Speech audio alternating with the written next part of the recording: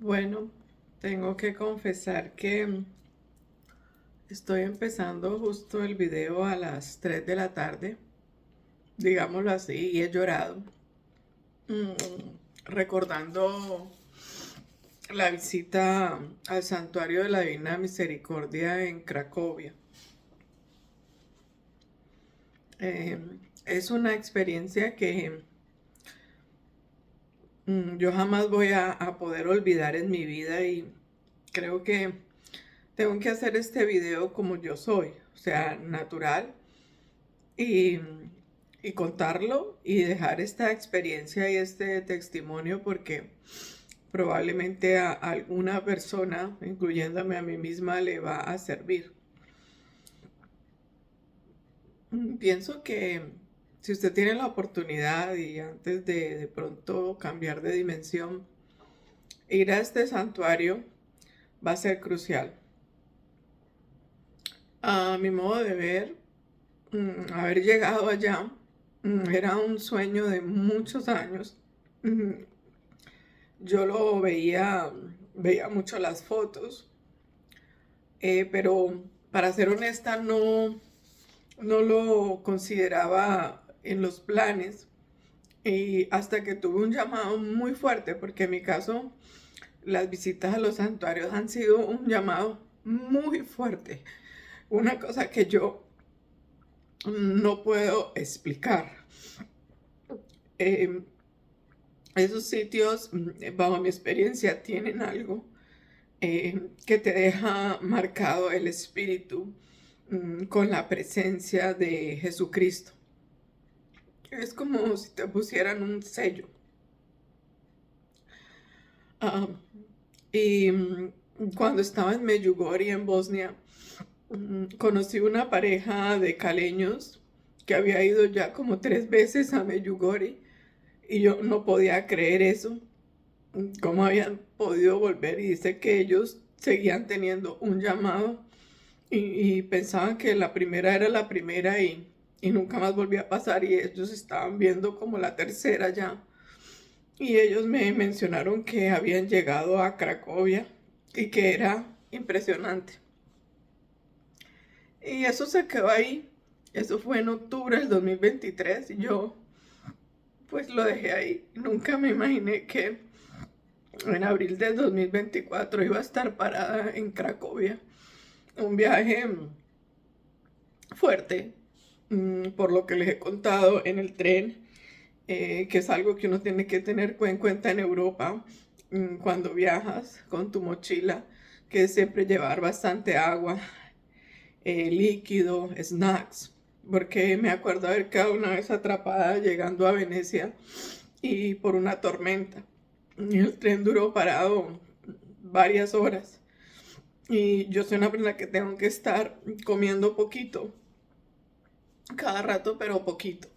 Y entonces, si no lo hago, para mí es muy difícil manejar el tema de mi energía. Tengo que saberla administrar. Entonces, de Cracovia, desde el centro histórico, a mí se me apareció un ángel que ustedes lo van a ver en uno de los videos. Fue una niña, yo estaba con mucha hambre en una de las estaciones del tren. Yo estaba medio embolatada porque es muy difícil. Una cosa que tienen que tener en cuenta ya es que en Polonia hay que andar con dinero en efectivo, la moneda de ellos. Se me olvidó el nombre, se me fue el nombre. Y no como acá en Estados Unidos, que por lo menos yo no, muy poco el dinero en efectivo que cargo de emergencias ahí por en el carro, pero para mí todo es la tarjeta de crédito o la debit card, pero en su defecto la tarjeta de crédito. Y allá no. Entonces hay que, en cuanto puedas, yo no hago nunca cambios en el aeropuerto porque me parecen las tarifas muy costosas. Y eso se lo agradezco a mi amiga Aleja, que ha viajado por todo el mundo, Alejita Montes, que en este momento incluso está en Malasia. Y ella misma me dijo, no seas bobita, o sea, llévate tu debit card y en cualquier cajero automático saca el dinero de la moneda local. No te pongas a recoger monedas de toda parte, a enloquecerte en los aeropuertos porque va a ser una locura.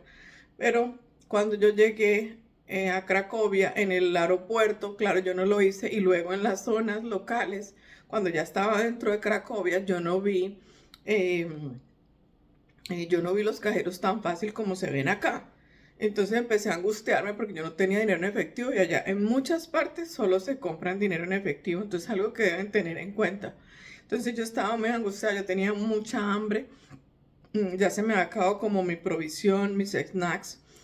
Y esta niña me vio angustiada y ella se me acercó y me dijo, soy Emily, ¿en qué te puedo ayudar? Porque cuando tú vas a Cracovia vi mucha gente ya adulta y casi ninguno habla inglés, sino polaco. Y esta niña, muy enredadito, pero yo le entendía y ella me entendía a mí. Y yo de los nervios, mi inglés estaba todo chueco también. Y ella me dijo, yo no voy a ir a la escuela, yo voy a llamar a mi mamá, yo te voy a ayudar en todo. Y ustedes la ven a ella ahí en el video.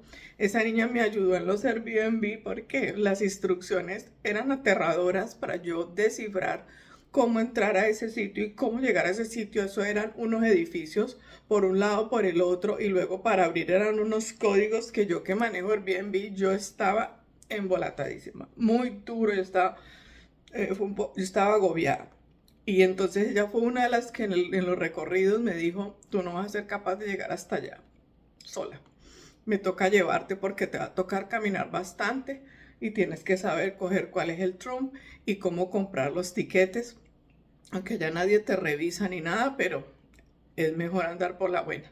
Pero ya desde que tú hagas la primera, tú luego vas a poder seguir yendo. Yo cuando toqué el santuario de la Divina Misericordia, donde vivió y murió Sor Faustina, que fue esta monja religiosa que Jesús se le apareció, mm, yo sentí algo impactante. Yo no quería ni venirme de allá y es como que no quisiera dejar de, sino vivir allá.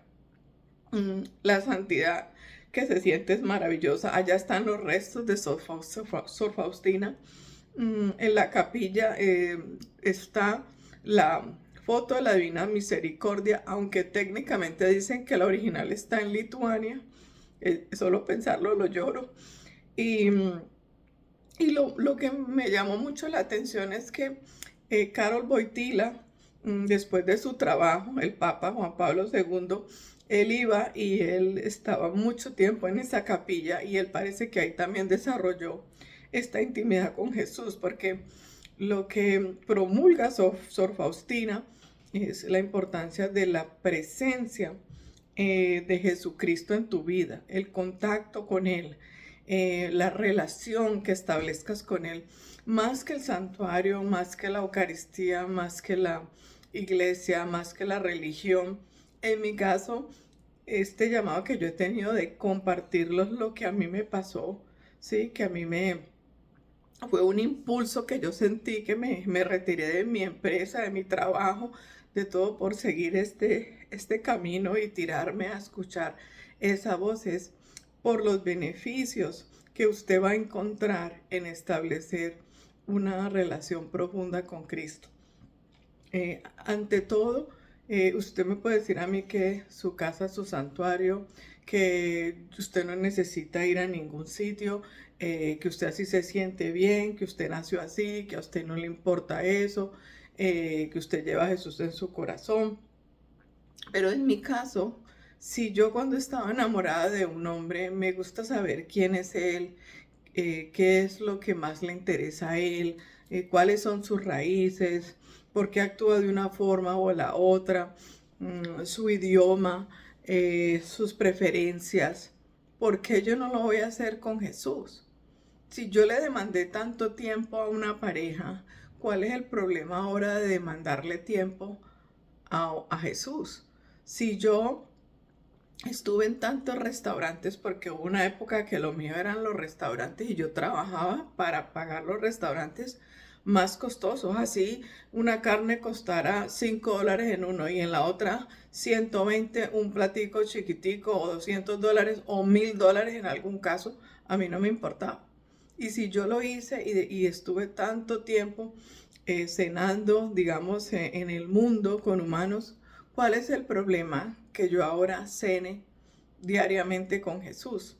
Entonces, ¿por qué lloro? Porque Carlos Wojtyla llegó a ser obispo de Cracovia, pero en ese momento él no se imaginaba que él iba a ser el papa, ¿sí? Y él iba y se metía allá en ese santuario y él mismo predijo que ese santuario iba a ser de impacto mundial.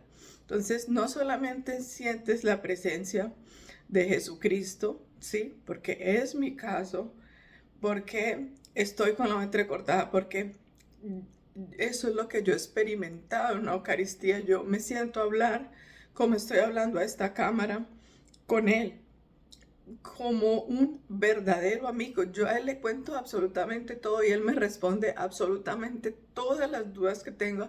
Es de una paciencia y de una misericordia fantástica. Jesús ha sido una cosa transformadora. Creo que tengo que cortar, pero vamos a hacer la segunda parte.